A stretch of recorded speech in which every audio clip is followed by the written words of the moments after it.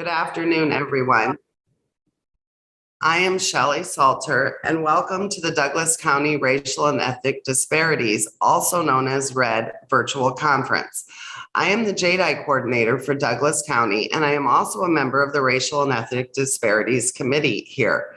We would like to give a special thank you today to the separate Juvenile Court of Douglas County, Nebraska, the Honorable Vernon Daniels, Mr. Thomas Warren Sr., Chief of Staff for Omaha's Mayor Gene Stothert, and Douglas County Commissioner Chris Rogers. We thank these individuals for providing unwavering support for our RED efforts and making our work possible. An additional thank you to the Nebraska Juvenile Justice Association and their partnership in making this virtual platform possible. We have two surveys today. One will be coming up now. This is called Who is in the Room? Please take a minute to answer the question that has popped up.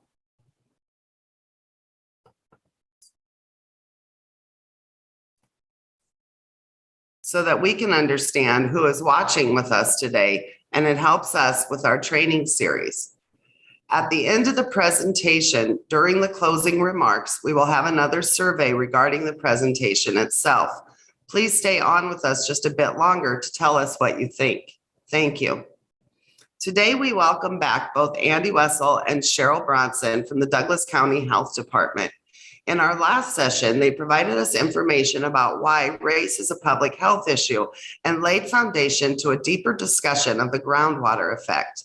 Andy and Scharol will take us a step further in this discussion that should assist us in understanding how our roles can impact the youth that we serve. Scharol and Andy are part of the Douglas County Health Equity Team. The Health Equity Team convenes and champions efforts within Douglas County Health Department to ensure that no population in Douglas County bears a disproportionate and unfair burden of disease and mortality, and promotes a work environment that values all people. So thank you for being with us today, Andy and Scharol. Well, thanks everybody for coming back and being willing to spend another hour on Zoom with us. For those of you that were here last time, as was mentioned, we'll do a quick recap of what we covered last time for anybody that missed, but the point is to get to go a little bit deeper today. So the quick refresher is we'll share the groundwater story that comes from the Racial Equity Institute. So in essence, this is about figuring out where the problem lies. And so the story goes, if you are out at a lake and you see one fish that's dead, that's a fish problem. You know, something was wrong with that fish, likely. If you go out to that lake and you see that half the fish are dead in that lake, well, that's a lake problem. Something is toxic, something's poisoning that lake that's causing all these problems with the fish. If you then go drive around to all the nearby lakes and see the same things going on with all of them, well, there's something beyond those lakes, something that's feeding each of those lakes that is where the actual problem lies. And so the Racial Equity Institute uses this story to say that, look, when we look at all the issues that we see, whether it's in health, whether it's in juvenile justice, whether it's in education, employment, so on, we see the same pattern showing up. So it's not a fish problem that we have. It's not even a lake problem that we have. It's a groundwater problem. There are issues with how we've structured society that we really have to make sure we're factoring into the way we do work and the way that we understand the nature of the problem.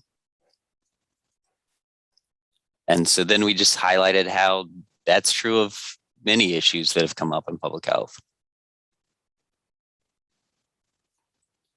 Oh, Scharol, you're still on mute. I'm sorry. In contrast to the groundwater metaphor, these examples we showed in our last presentation in regard to some toxic public health issues, and they were redefined by producing some solutions that benefited the entire community via policies, laws that were created and passed to clean up and alleviate the problem. The wastewater, the raw sewage, that's basically what we put down our toilets, our drains, our sinks, that sort of thing. And what it was doing, it was contaminating the water. And so what they did, they came up with a solution as far as sanitary sewer systems and wastewater treatment plants. Now, this example is, or these examples is of public health entities stepping up to the plate and in an effort to protect the public health and the environment. So as far as lead is concerned, we know that in 1996, leaded gas was banned by the Clean Air Act for all new vehicles, and also in regard to the lead-based paints. They were banned for residential use in 1978.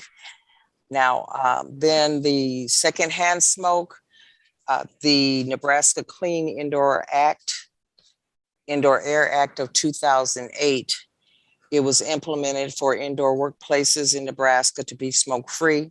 And then in 2009, the law, that was in 2009, and then in 2020, the law was expanded to include the electronic smoking devices.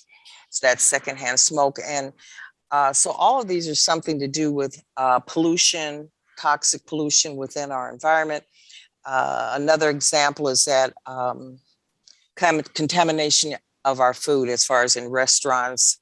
Our Douglas County retail food section, it goes out and it inspects the restaurants and any food trucks or anyone that provides food to the community. So those are just some examples in regard to how the solution was solved in regard to these toxic things that were happening within the community. And in retrospect, looking back, I don't think we would want to go back to those old ways, just like now. We want to go forward as far as racism is concerned, as far as equity is concerned, we want to go forward. So part of what we want to do, again, to extend that metaphor of racism and other forms of supremacy as something that's toxic, here's our way of sort of helping describe that there's different levels of just how toxic this is. And so we've got, dehumanization is sort of the worst. Discrimination then is still something highly toxic. But then another layer below that is still your worth as a human being, your humanity is conditional. And then the anxiety and shame that living in that sort of state produces in people's lives. So we're going to have a breakout here in a minute, and we'll talk more, give you guys a chance in small groups to talk about what are the harms created by discrimination and by living with anxiety and shame in our society. And of course, if you have specific examples that impact your work or just your personal life, because that also impacts your work, to be able to share those. But just together, we want to go through the dehumanization one, so you get an example of what we're talking about. So if you think about it, what are some of the ways that when society has dehumanized people, some of the harms that come in? And I'll turn, since we don't have to have people come off mute, we'll put Scharol on the spot and let her give some examples. An example would be gentrification. That's that forced economic displacement of people. In other words, going into the community. And then what happens is individuals of a higher economic status come in. And of course, things start to improve. And that's the positive aspect of it. But the total thing is just placing these individuals, the income tax, not the income tax, but the property taxes start to go up. Of course, they're going to get new businesses in that cater to these individuals that come into these areas. So it has a great effect. And even to the fact of the broken treaties as historically, it was, the indigenous people didn't matter. They weren't important. So therefore, it was okay to break the trees. It was okay to take their land. And so as far as segregation is concerned, we know about redlining in regard to, like, you go to a financial institution for a loan and you're denied the loan because they say that you are a risk because of where you live, or you're denied car insurance, or you might get the insurance, but it's up there as far as the cost for insurance. So those unjust things as far as redlining, whereas it is a situation where just because of maybe who you are, maybe your nationality or what have you, then they will decide that they're not going to allow you to get that funding to get in that area. And also those racial covenants, you know, it's not a federal law, but it's that law, that a private law within a community, which basically says, you know, they discriminate because they don't want you there, because maybe because of your religion, or maybe because of your gender, your sexual orientation. It could be because of your age that they don't want you in there. It could be maybe you have a disability. So those things, they do matter, but in some instances they matter less, and therefore you are not treated equally. And some of the pieces of dehumanization, you know, are some of the most extreme atrocities we have in our society or in the world. You know, the Holocaust and other forms of genocide would be examples of dehumanization. Enslavement of peoples would be an example. You know, lynchings are another example, whether it's historical or whether it's the sort of the cases of police brutality that go to that point of being a modern day lynching. So that being said, we're going to go ahead and let you all talk amongst yourself. You'll have time in a breakout room. We'll shoot for like 7 or 8 minutes in the breakout room to, again, talk about, you know, if you're in a society that treats you if you matter less and discriminates against you, how can that harm you, your life, your health? Similarly, if you're in a society that treats you as if your worth is conditional, you only matter if, you know, if you're whatever, if you're skinny, if you're young, if you're male, whatever, pick those things. If you're successful in life, how does that cause harm as well? So again, if we could go ahead and do the breakout rooms, and then we'll come back and do a little bit of a debrief.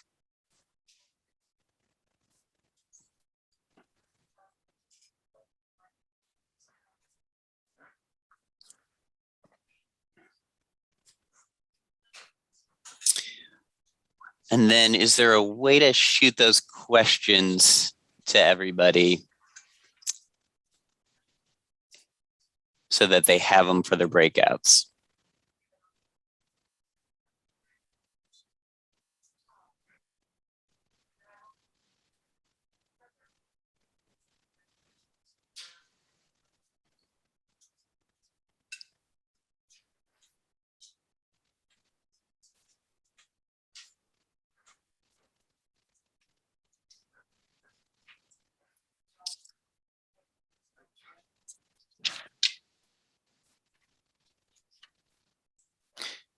Christy, is there a way to send those questions to everybody? Yes, I'm sorry, I'm doing it right now. I thought that might have been the case, but I wasn't sure. Thank you.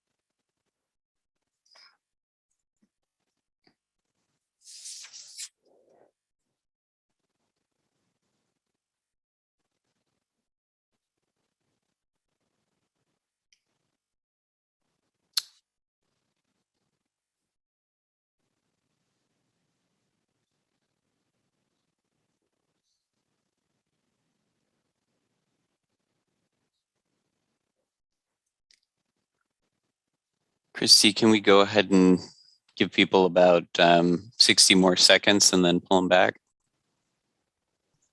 Yes.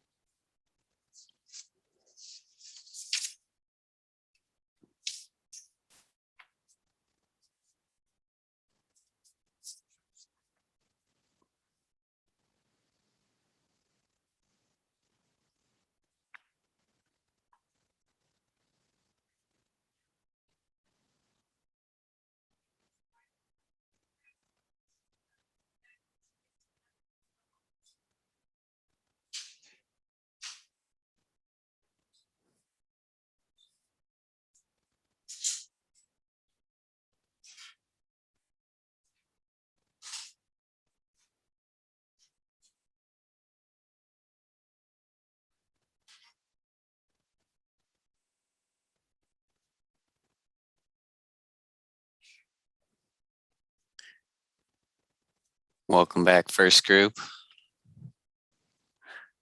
Give a little bit more time for everybody else.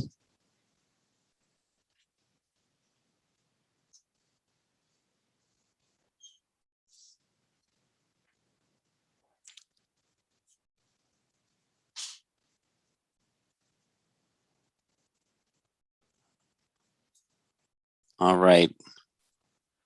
Welcome back, everybody. If you could, please go to your chat and just share one thing that was a takeaway for you or something that you thought was meaningful from the conversation that you had. We'll give everybody a minute or two to just go ahead and add something in the chat.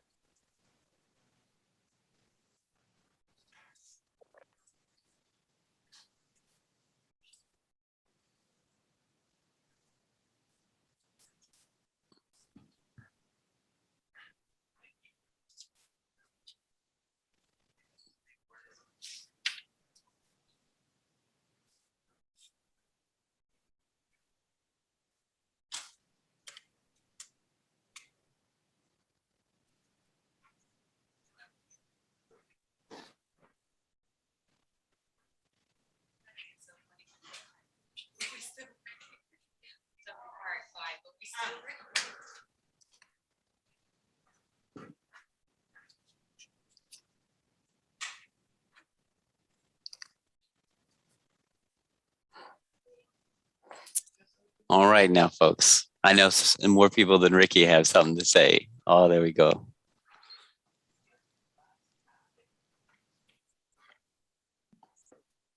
What we're just trying to do is the thing that's wonderful about breakout groups is that we get to have a chance to have a richer discussion. But then the challenge is that not everybody gets to be part of that. So again, using the chat just as a way to share some of the things that came out from your small group discussion that's worth the larger group knowing. Yes, thank you. Thank you for seeing those coming in now. All right, keep adding things into the chat so folks have a chance to see what you got from your discussion. Oh, I messed up. Give me a second, guys. I picked the wrong slide deck. So give me just a second and I'll pull the right one up. Sorry about that. Had two pulled up.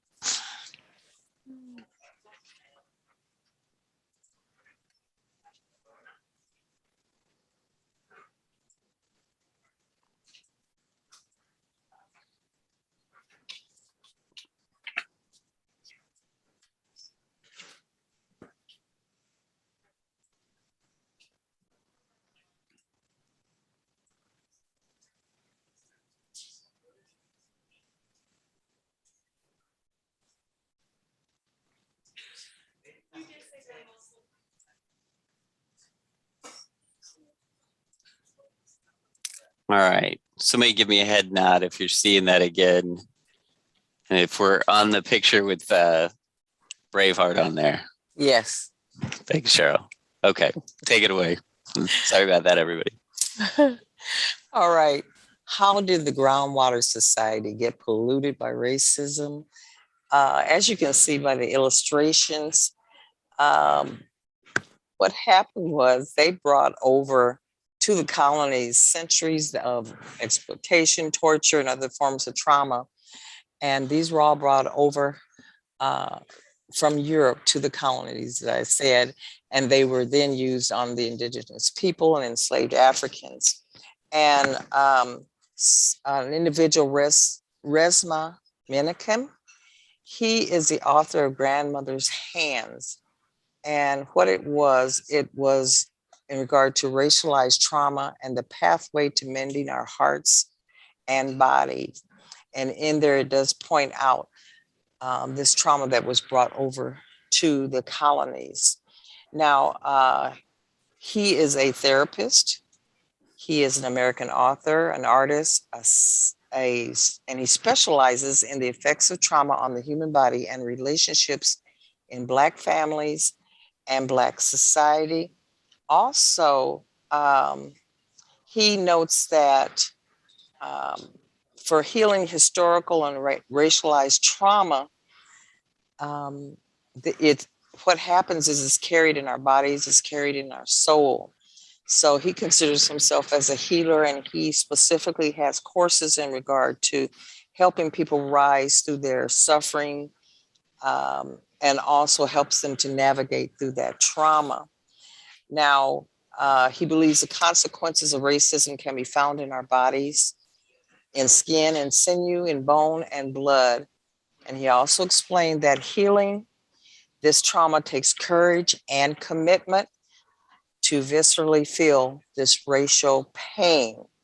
And we always talk about this, I think, in all of our health equity meetings, what have you, that it is a courageous act to be able to talk about racism. It is courageous to be committed in the first place, because this is very uncomfortable sometimes to talk about, because a lot of times people think they're going to blame me for this and they're going to blame me for that. And that is not the case. Is that us working together to be able to come up with better solutions.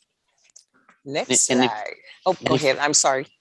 Well, I was going to say, and if you guys didn't talk about it in your group of just all of the anxiety that is there around talking about racism, that's part of, again, the way that our society has had a level of toxicity to it. Mm-hmm. Right.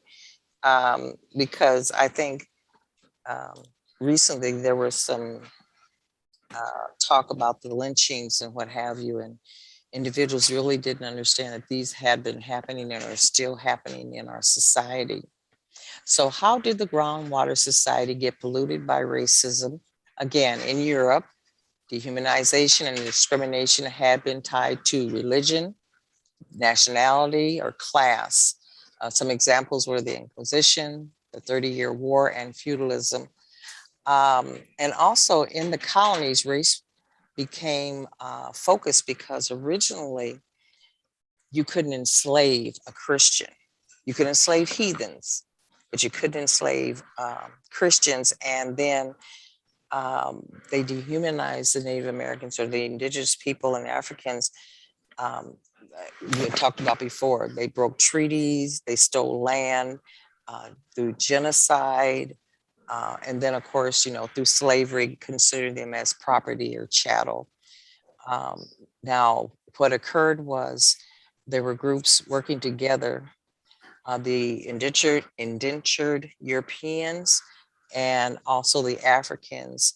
And for some time they were revolting. And then what they did to take care of that was the indentured slaves, they were given their freedom.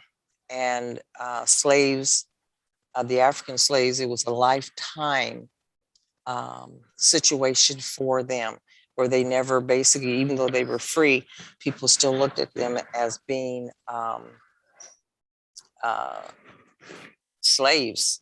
Now, David Roediger, he said, this is a quote, "The world got along without race for the overwhelming majority of its history. The United States has never been without it." And as we know, race is a human invented term that was used to describe and categorize people into various social groups. And as far as their characteristics, like their skin color, their physical features, genetic history. And we know that race has been found that it is not a valid biological concept, but as far as it is a real social construct that gives or denies benefits and privileges to individuals. And so American society developed the notion that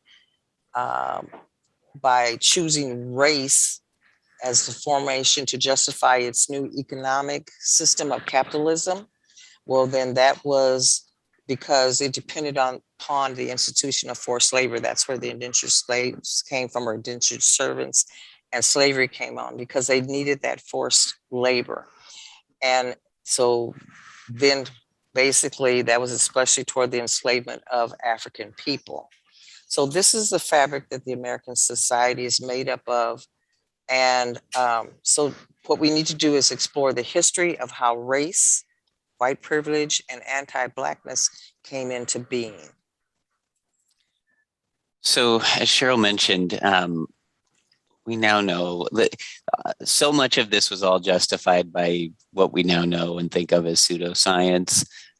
We now know from looking at genetics that all of us are 99.9% alike in terms of our DNA. That piece of what makes us human, so much of that is shared in common. And that 0.1% of difference that we have within us creates this wonderful variety of people, all those distinctions that we have between ourselves. And so sometimes we lose track of the fact that, again, you're 99.9% shared humanity.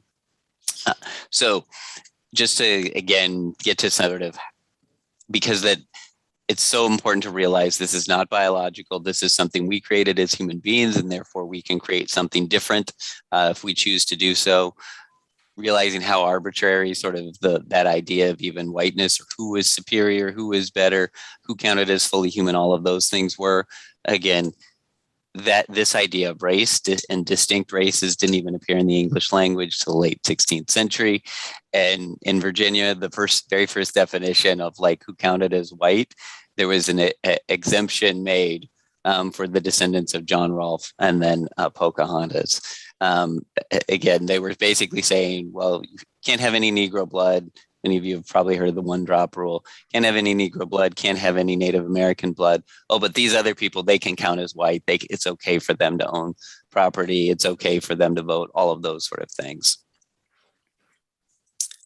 Similarly, this will sound quite familiar, the language around this in terms of how people are being described and treated.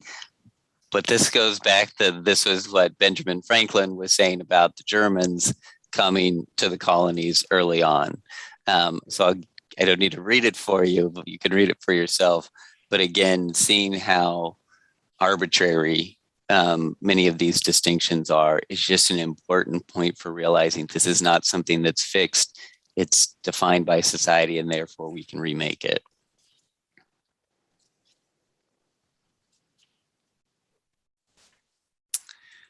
And even though, again, this is a social construct, it's arbitrary, this is not fixed in biology, the impact is still real. And we've highlighted sort of the early start, how this sort of took hold in the colonies and why that happened and the arbitrary nature of that. But again, the impact is still real. This is basically, again, one of the slides from the Groundwater Approach document that the Racial Equity Institute has put. And it's just showing just how, again, that idea of the metaphor of different lakes. If you pick different lakes, different outcomes, you still see the same pattern of worse outcomes, particularly for African Americans. But of course, that extends to other racial and ethnic groups as well. And also, I think can you enlarge it? Because I can't read the. Sorry. That's okay. But it's telling you basically some things that impacted the African American were infant death from diabetes, below proficient in 4th grade, suspended in K-12, and this is an individual walk. Searched on a routine traffic stop, incarcerated as an adult, identified as a victim in child welfare, in foster care, then denied a loan as an adult, and then they don't own their own home. So this individual, this was a trauma that impacted them, going back to Resma Menicum, indicating that the consequences of racism, it's found in our bodies, our skin, our sinew, and the bone, our blood. This impacts us. That racial pain impacts us throughout our life. And that gives a really good example of how this individual had been impacted through their lifetime, from childhood to adult. So going back to this slide and the different sort of levels of toxicity, it's one of those things where, yes, there's value to identifying the problem and talking about that, but ultimately what we want is a healthy society. What we want is a society that's not causing harm to large groups of people, really in some ways to everybody. And what we want to then discuss is, what does it take to build the kind of society that is really healthy, where our culture is healthy in terms of how everyone's treated, that each and every person is treated as if their humanity does really matter. All people are created equal, that we're really living out that creed built into our society. So we want to give you a chance to just go ahead and discuss that amongst yourselves, what it would take to build that sort of culture. What are some things that you already see that do contribute to that? And then in particular within juvenile justice, if that sort of culture was in place, what would that mean in terms of how you could do your work, or how many fewer kids would be showing up for you to work with, those sort of things. So again, I want to give you time for a breakout discussion in small groups, similar sort of thing. We'll give you 7-8 minutes and then pull you back after that.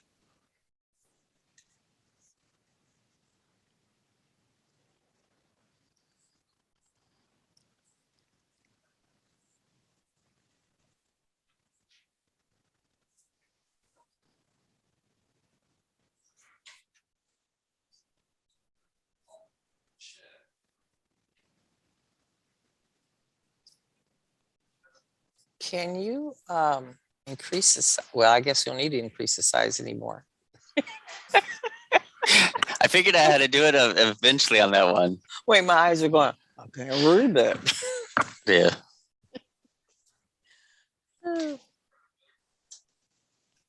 Did it, I did a like highlight or magnification thing and was trying to do that. Did that only show on my screen or did that show on everybody's screen? No, it is not magnified. Oh, it didn't magnify for it then. No, sir. Darn. I've never seen the next slide though before. It's showing us the slide that you're working on and then the slide that's coming afterwards. Oh, that's what it's showing on the screen now? Yeah. Oh, I mean, it's darn. cool, but it's small. I mean,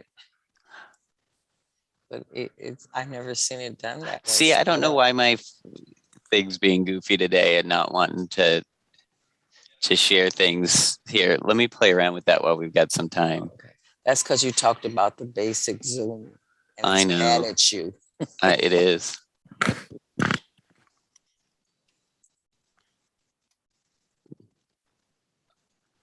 Yeah, it's just being a little weird in terms of sharing. So I'll stop the share and then. Maybe if you reshare it, it'll enlarge it.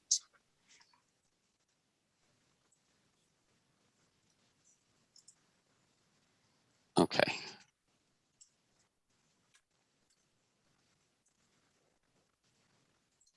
Thanks for telling me that that's what was showing, Scharol.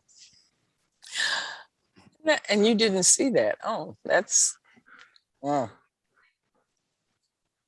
Well, I didn't know you could still be seen once because I was looking at a calendar date and I didn't know that everyone could still see me. So are you seeing it full screen now? No, it is still small. Okay. Well, let me. It is bigger than before, but still it is small. You're seeing our squares, right? In this full screen. Once Yeah. There it is, it's getting bigger. That's it. Okay. Yeah, that'll work. Okay.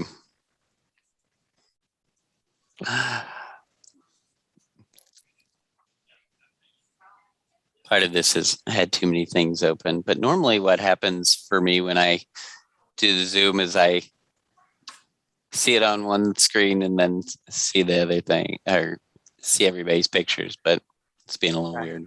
Right.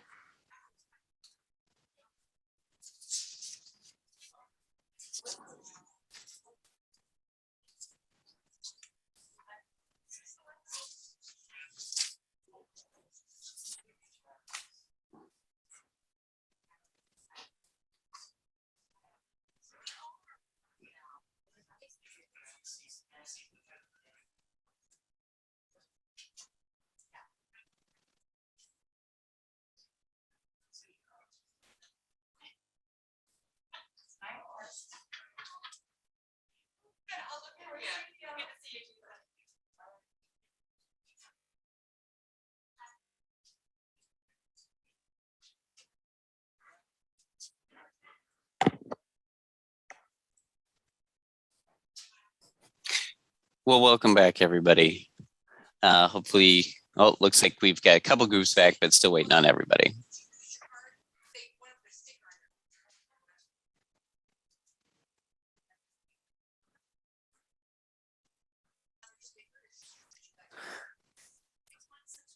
All right. Thanks, everybody, for hopefully you had a good discussion in your breakout room. We've got some time now for the last 15 minutes to either discuss some of the things that came up in your breakout room, your breakout discussion, or any questions that you had. And I'm going to go ahead and put it on the last slide for our contact information, or again, any sort of next steps. But again, we've got time for questions or just discussion. If there was something that you want to share from your room, you don't have to put it in the chat. You can just go ahead and come off mute and go ahead and say what you want to say.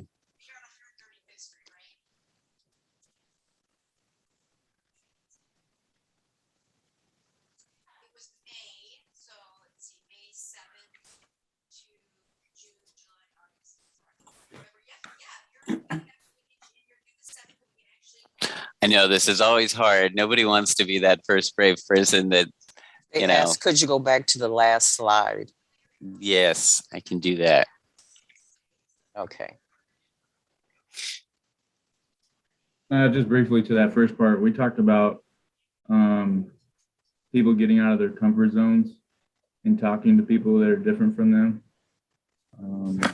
creating that bond, getting to know somebody sometimes. And I mentioned, I think people are afraid of the unknown, people who are different than them, people, and maybe they've never experienced a different culture, a different environment, or different, somebody's sexual orientation, whatever it might be, but just breaking that wall, even on our own, to break that wall down and feel comfortable just to say hi to somebody and talk to somebody, how their day going, somebody that's different from us.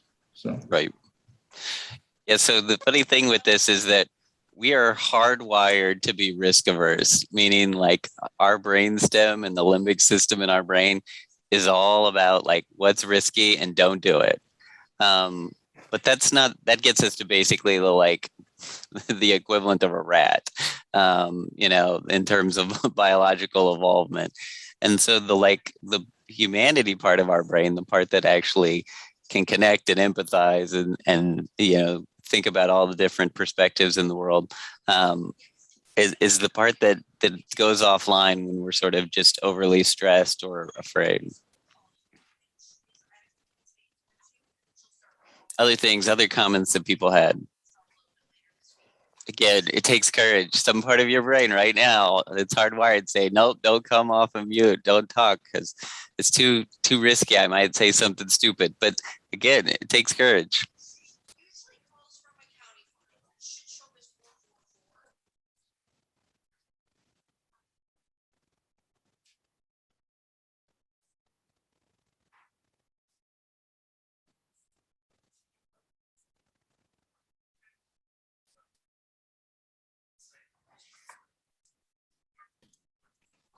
We'll give a couple more. Go ahead. I'll go ahead again. For that second part, I mean, working in this setting, if that culture was in place, there'd be a better understanding from people about maybe why did somebody miss an appointment? Instead of just, they didn't want to come, and I work in probation.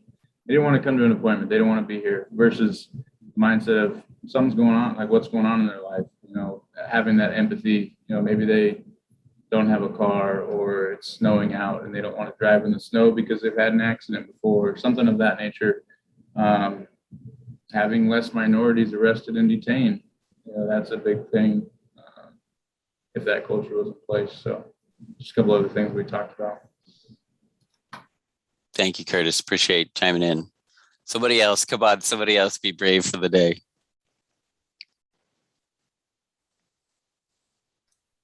I'm curious as to the second half of that. What would be different about working in juvenile justice if this culture was in place? What do you feel would be different?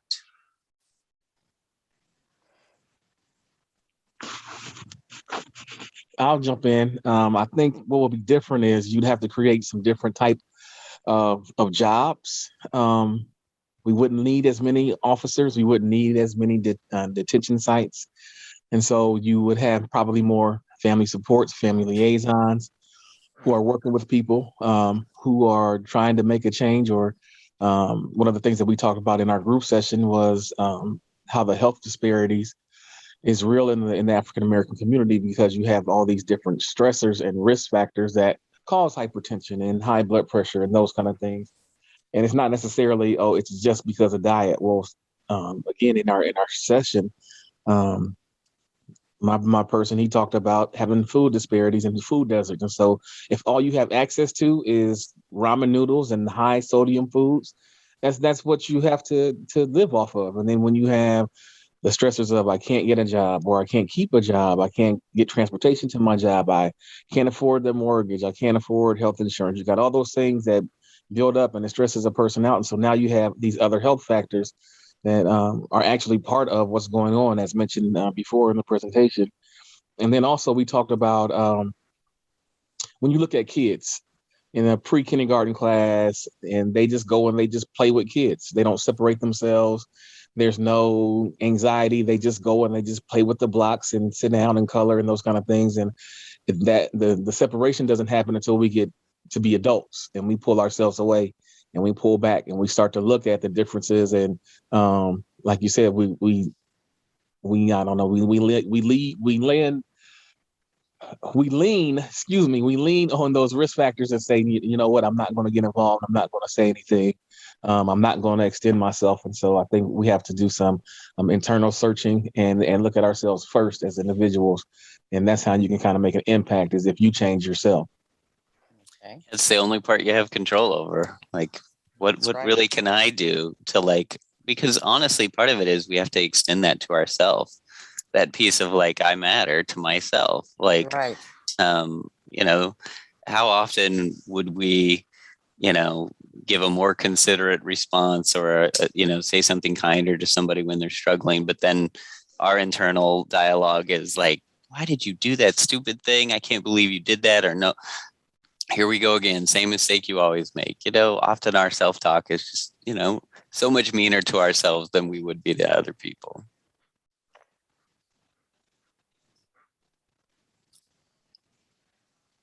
Anybody else? How would the world of juvenile justice be different if we truly had a culture where people mattered?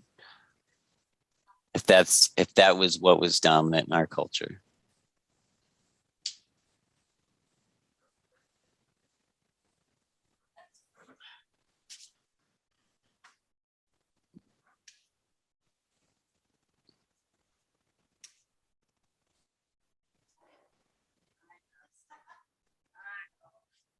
Well, what we can also do is let you go a little early and you can get back to the rest of your life and get, you know, 7 minutes back to your day. So thank you, everybody, for spending the time with us. We appreciate it.